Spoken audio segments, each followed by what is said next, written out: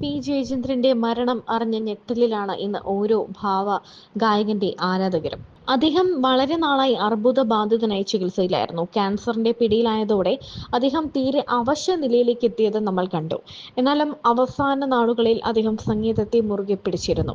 ജീവിതത്തിലെ ഏറ്റവും പ്രധാന ഘട്ടങ്ങളിലെല്ലാം തന്നെ സംഗീതത്തിനെ ഒപ്പം കൂട്ടിയ അദ്ദേഹത്തിന്റെ അവസാന നാളുകളിലെ ചിത്രങ്ങൾ കണ്ടാൽ നമ്മുടെ ഹൃദയം നുറുങ്ങിപ്പോകും. പാലിയത്ത് കുടുംബം വക കുളത്തിലും മിഡിൽ സ്കൂൾ പഠനകാലത്ത് പെരിയാറ്റിലും അനിയനോടൊപ്പവും കൂട്ടുകാരോടൊപ്പമുള്ള കുളിയും നീന്തലും ഒക്കെ വഴി കുട്ടിക്കാലത്ത് തന്നെ നല്ലൊരു ശരീര ഘടനയാണ് അദ്ദേഹത്തിനുണ്ടായിരുന്നത്. നല്ല ആരോഗ്യമുണ്ടായിരുന്നു.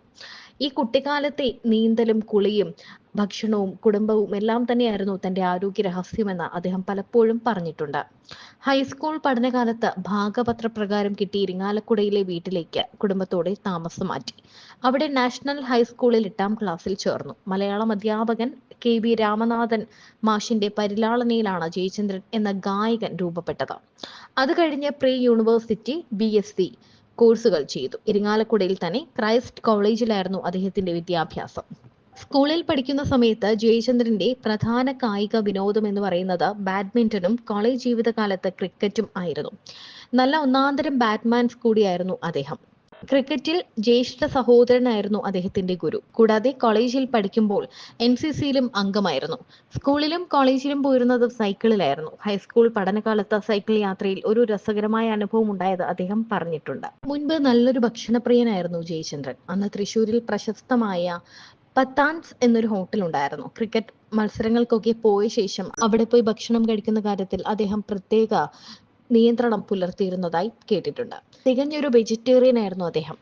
ദേവരാജൻ മാസ്റ്റർ ജയചന്ദ്രനെ പുത്രവാത്സല്യത്തോടെയാണ് സംഗീത ലോകത്ത് കൊണ്ടുവന്നത്. പാടി ഒരു മികച്ച ഗായകനായി എന്ന് അദ്ദേഹം ഒരു തവണ അഭിപ്രായപ്പെട്ടിട്ടുമുണ്ട്. ജയചന്ദ്രന്റെ ജീവിതത്തിലും അദ്ദേഹത്തിന് വളരെ സ്വാധീനമുണ്ടായിരുന്നു. ചിക്കൻ കഴിച്ചാൽ പാടാൻ കുറച്ചുകൂടി സുഖമായിരിക്കുമെന്ന് മാസ്റ്റർ ജയചന്ദ്രനെ ഉപദേശിച്ചിട്ടുണ്ട്. അങ്ങനെ മനസ്സോടെ ജയചന്ദ്രൻ ചിക്കൻ കഴിക്കാനും തുടങ്ങി. കുറച്ചു കഴിഞ്ഞപ്പോൾ തനിക്ക് ചിക്കനും നോൺവെജ് ഒന്നും ശരിയാകില്ല എന്ന് മനസ്സിലാക്കിയ ജയചന്ദ്രൻ ചിക്കൻ കഴിക്കുന്നത് പൂർണ്ണമായി നിർത്തി. രാവിലെ ഉണർന്നതിന് ശേഷം ഒരു കുപ്പി വെള്ളം കുടിക്കും. അത് കുറേ വർഷങ്ങളായുള്ള ചിട്ടയാണ്. ഏകദേശം 8 മണി കഴിയുമ്പോൾ അരമണിക്കൂർ വ്യായാമം, ജലദോഷമോ മറ്റോ ഇല്ലെങ്കിൽ തലയിൽ എണ്ണ തേച്ച് വിസ്തരിച്ചൊരു കുളി. അത് കഴിഞ്ഞ് 9 മണി അടുപ്പിച്ച് ലഘുഭക്ഷണം, 3 ഇഡലി, കൂട്ടിന് ചട്നി അല്ലെങ്കിൽ ഉഴുന്ന് പൊടിച്ചുണ്ടാക്കുന്ന പൊടി. സാധാരണ എല്ലാവരും വെളിച്ചെണ്ണ ഒഴിച്ചു കുഴയ്ക്കും. പക്ഷേ ജയചന്ദ്രന് അതിഷ്ടമല്ല. പകരം ചട്നി തന്നെ ഒഴിച്ച് കുഴച്ച് അത് ഉപയോഗിക്കും. ചായയോ കാപ്പിയോ നിർബന്ധമില്ലായിരുന്നു. ചൂടാക്കി തണുപ്പിച്ച വെള്ളം ധാരാളം കുടിക്കും. 10 മണിയോടെ റെക്കോർഡിംഗ് ഉണ്ടെങ്കിൽ സ്വന്തമായി ഡ്രൈവ് ചെയ്ത് പോകും. അതായിരുന്നു ശീലം. തിരികെ വന്ന് ഏകദേശം 1 മണിക്ക് ഉച്ചഭക്ഷണം, തൈരും പപ്പടവും അച്ചാറും അല്പം ചോറും. ഇത്രയും തന്നെ അദ്ദേഹത്തിന് ധാരാളമായിരുന്നു. പിന്നെ ഏതെങ്കിലും ഒരു കറിയും കൂടി ഉണ്ടെങ്കിൽ കുശാൽ. 2 മണി മുതൽ 3:30 മണി വരെ ഉച്ചയുറക്കം. ഒരു ചായ കൂടി കഴിഞ്ഞ റെക്കോർഡിംഗ് ഉണ്ടെങ്കിൽ അതിനു പോകും. ഇല്ലെങ്കിൽ 6 മണി അടുപ്പിച്ച് 1 മണിക്കൂർ നടത്തം. 7 മണി കഴിയുമ്പോൾ രാത്രി ആഹാരം. അത് 3 ഇഡലി തന്നെ. ചിലപ്പോൾ ഇഡലിക്ക് പകരം ദോശയോ ഉപ്പുമാവോ അപ്പമോ ഒക്കെ ആയിരിക്കും. ഇതൊക്കെ കുറച്ച് സന്ദർഭങ്ങളിൽ മാത്രം. ഇഡലിയായിരുന്നു അദ്ദേഹത്തിന്റെ പ്രിയ ഭക്ഷണം. 8 മണി കഴിഞ്ഞാൽ അദ്ദേഹത്തിന് ഇഷ്ടപ്പെട്ട 3-4 ആളുകളെ ഫോൺ വിളിക്കും.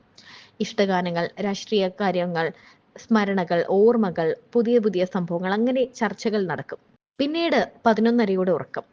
പെട്ടെന്ന് ഇമോഷണൽ ആകുന്ന ആളുകൂടിയായിരുന്നു ജയചന്ദ്രൻ. വളരെ ചെറിയ അക്ഷരത്തിൽ 10-100 പാട്ടുകൾ സ്വന്തം കൈപ്പടയിൽ എഴുതി സൂക്ഷിച്ചിരിക്കുന്ന ഒരു കുട്ടി ബുക്ക് നോക്കിയാണ് അവസാന നാൾ വരെയും അദ്ദേഹം പാടിയത്.